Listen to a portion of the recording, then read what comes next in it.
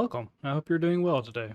Thank you for joining me. If you're enjoying my content, please subscribe, like, and share. Alright, so today we're going over the last part of this project. We're finally at the part where we're going to be adding multi-threading. We have several steps to do, so let's just jump straight into it and get started. First thing to do is right under here, we need to do our import statement.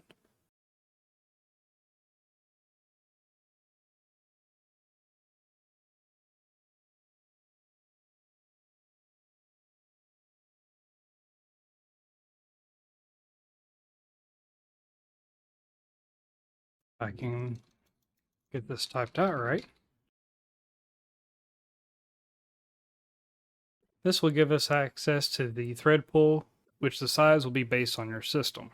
My CPU is an 8-core, 8-thread CPU, which means I only have access to 8 threads at a time. If you have a 12, 16, or 24 thread CPU, you can have access to all of them for this project. Second items come under our ping function, and we're going to declare a new function to run our thread scan. And we are going to call that thread scan. We're not going to be passing any values to it. So let's go ahead and put in here a print statement that will let us know that we are in this function, and that is going to start the process.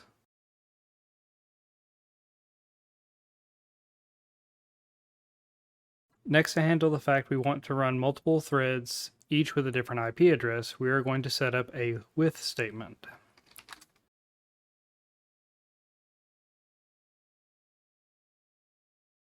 And please note that the parentheses on thread pool there are necessary. You will get an error if you do not have those on there, since it is a function that we are going to be calling.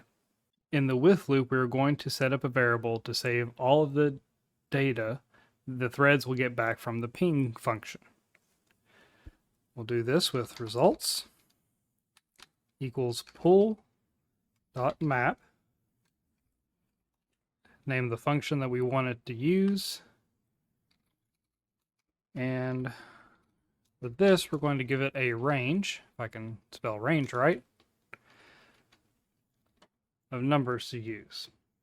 So let's break down this line. So we have a variable results. We're setting it equal to pull.map.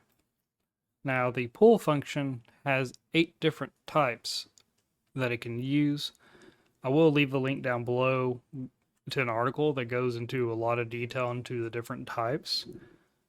My purposes of this project, and for most use cases I have, map tends to work the best, and it gets the job done and it's fast. And then we'll do parentheses, and you place the command, or in this case a function, that you want each thread to execute. And then your second one is any arguments that you're going to pass to that function. And that's it. That's all we have to do. So we'll just come down here and do another print statement that'll state that the thread scan is complete. What did I mess up there? Several things I see. Let's go fix that. There we go. And the last thing we need to do for this function is simply return results. So that way we can go through and print out what we have found. Ran this before I started the video, so we can see that the original code that we had written up to this point took a total of 250 seconds to run. So let's clear that.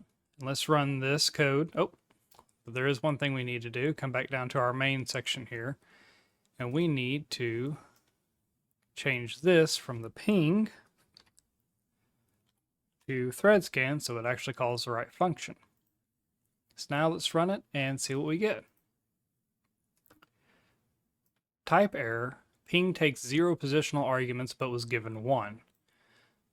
So what this error is telling us that we passed an argument to ping, which we did right here. But if you look, when we declared it, we didn't give it information to expect data to be passed to it. So let's go ahead and fix that now. First thing we'll do is we'll just type in IP there. But what do we do with it here? Because if we leave it as this, what this will do, we'll run this ping command 254 times every time this function is called, and we're calling it 254 times. That's a bit overkill and we don't need that much data.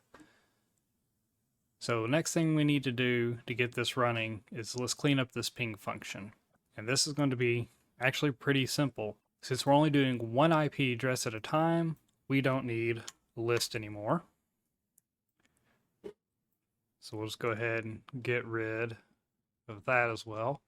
We actually are not going to need this for loop anymore because again, we're only going to be running one IP address at a time.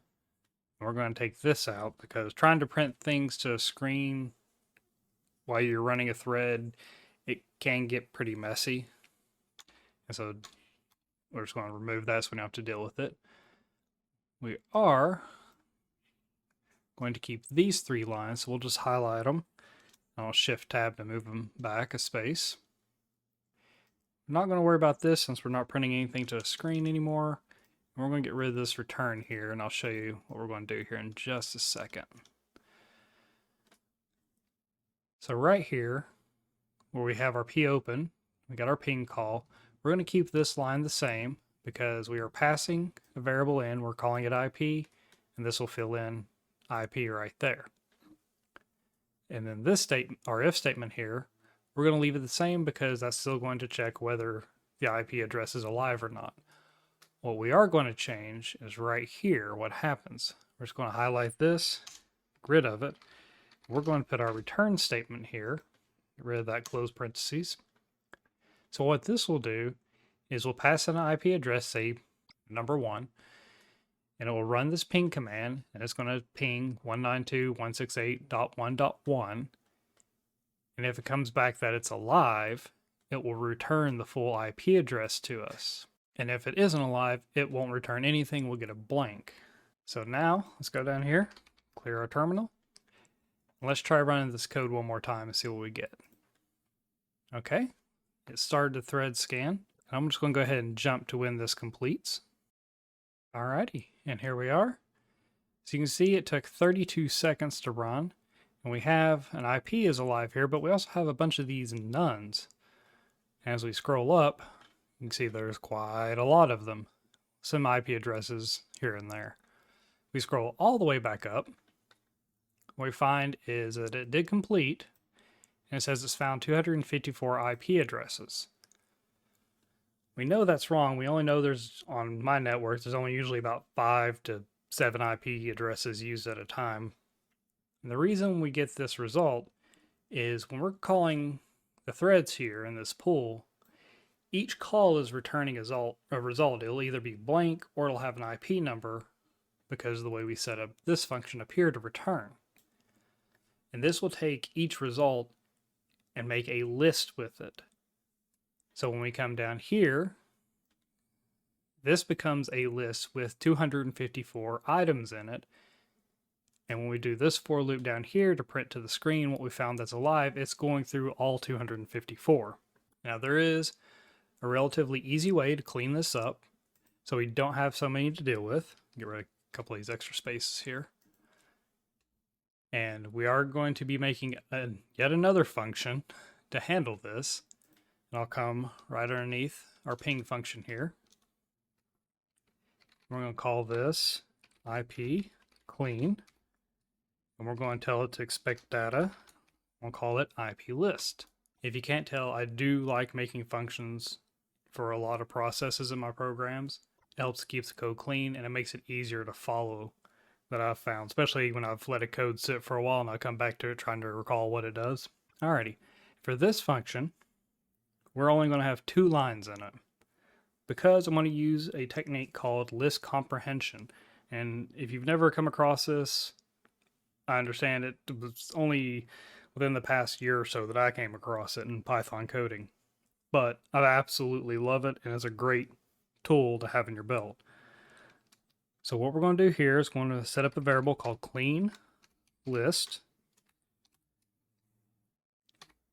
I'm going to do our open bracket, and we're going to type IP for IP in IP list if IP does not equal none. And then we'll come down to our next line and do return clean list. And that's all we need to do.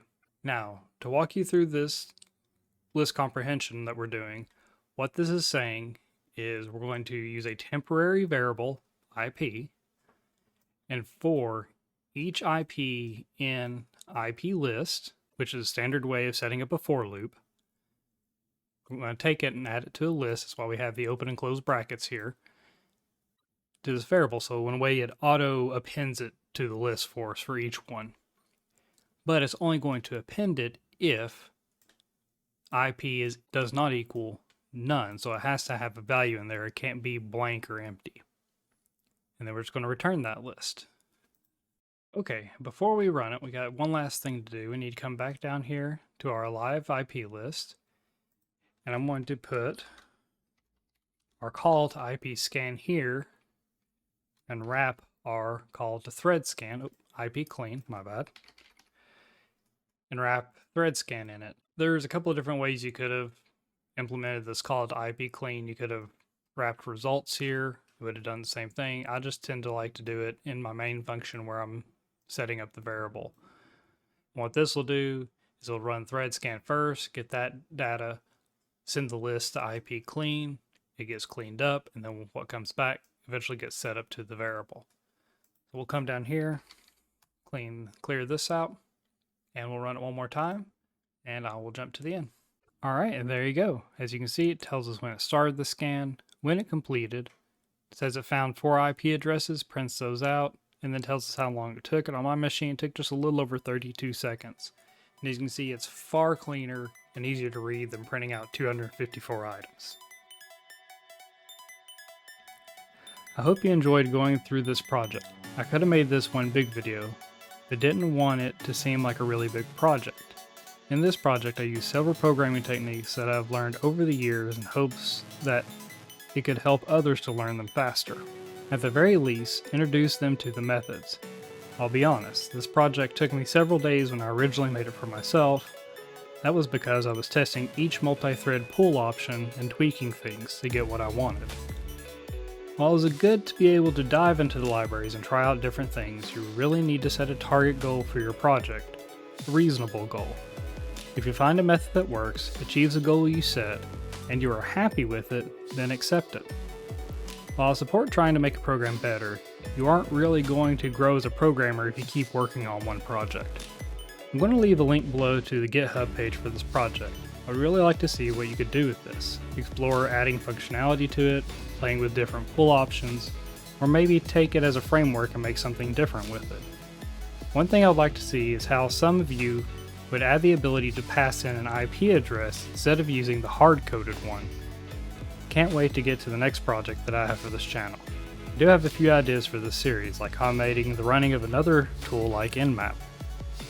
But I want to open up the table to you. Is there a project you would like to see? Maybe there's something you're wondering if it can be done in Python and how to do it. Leave a comment below and I will see if we might be able to turn it into a project for the channel. Please remember to subscribe and like if you enjoyed the video.